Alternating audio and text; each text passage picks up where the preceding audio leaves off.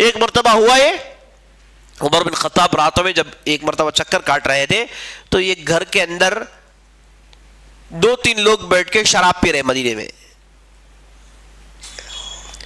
2-3 لوگ بیٹھ کے مدینے میں، اس زمانے عمر بن خطاب کا زمانہ، اندر عمر بن خطاب کو معلوم ہو گیا کہ اندر جو ہے نا نوبت چل رہی ہے، دروازہ کھولے اندر چلے گئے۔ جیسے ہی ان لوگوں نے عمر بن خطاب کو دیکھا ان کے تو کلیجے منہ کو آ گئے۔ ان میں سے ایک آدمی بہت ہوشیار تھا، حالت ٹن میں بھی ہوشیار تھا، اس نے کہا آپ کو میرے گھر میں آنے کی اجازت کس نے دی؟ صحیح بات ہے، ہم نے شراب پی، غلطی کی، سب کچھ صحیح ہے، مانتے ہیں، آپ گھر میں آنے کی اجازت تو مانگنی چاہیے۔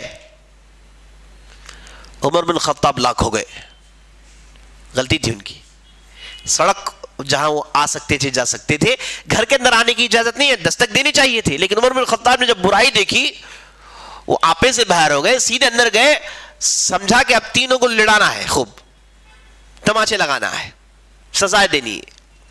لیکن ان میں سے ایک نے کہا کہ ٹھیک ہے سب کچھ صحیح ہے، لیکن یہ بتائیے کہ آپ اندر کیسے آئے، اندر آنے کی آپ کو اجازت کس نے دی؟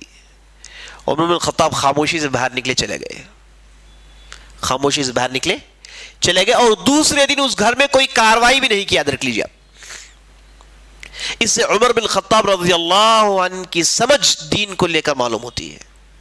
پہلی چیز غلطی معلوم ہوئی، خلیفہ ہے تو کیا غلطی ہو گئی نا، مان لیا، یہ نہیں کہا کہ بھائی تم کون ہوتے ہو مجھے پوچھنے والے، یہ نہیں کہا کہ بھائی تم تینوں کے چھکے چھڑاتا ہوں کل، بدلہ نہیں لیا، بدلہ نہیں لیا، اگر ان پر کارروائی کرتے تو بدلہ ہو جاتا تھا کہ خلیفے کے ساتھ بے ادبی سے پیش آئے تو انہوں نے ذاتی طور پر ان سے بدلہ لیا۔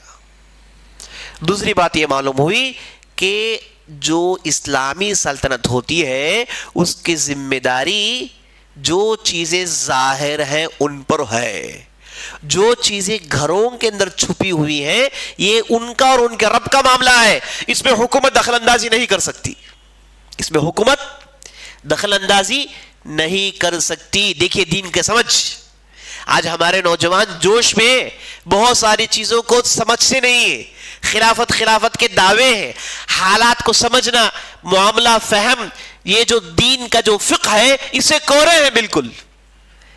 عمر بن خطاب نے کیا کیا تھا؟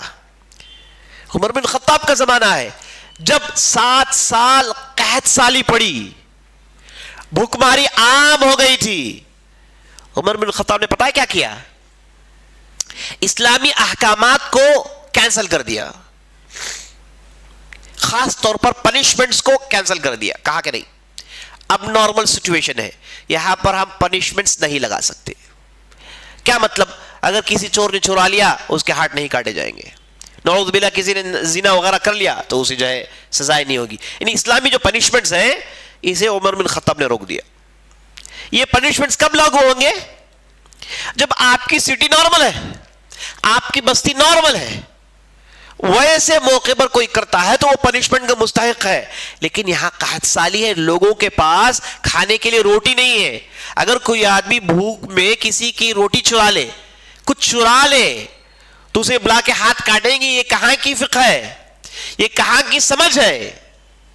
تو 7 سال تک عمر بن خطاب نے پنشمنٹس کو روک کے رکھا، جب پھر بارش ہوئی حالات درست ہوئے تو اسے دوبارہ لاگو کیا۔ اللہ اکبر، یہ ہے دین کی سمجھ۔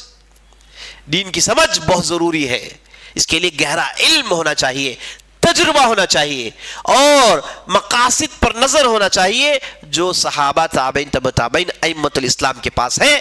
اور یہ جو نوجوان جنہوں نے علم کا دعویٰ تو کیا لیکن ان کا پیٹ الف سے خالی ہے، جنہوں نے علم کا تو دعویٰ کیا کبھی علم سیکھا نہیں، عمل سے 4 چیزیں انہوں نے کر لیا لیکن عمل کے مقاصد کو نہیں سمجھا، یہ دین کو نقصان پہنچا رہے ہیں بنسبت اس کے کہ وہ فائدہ پہنچا ہے۔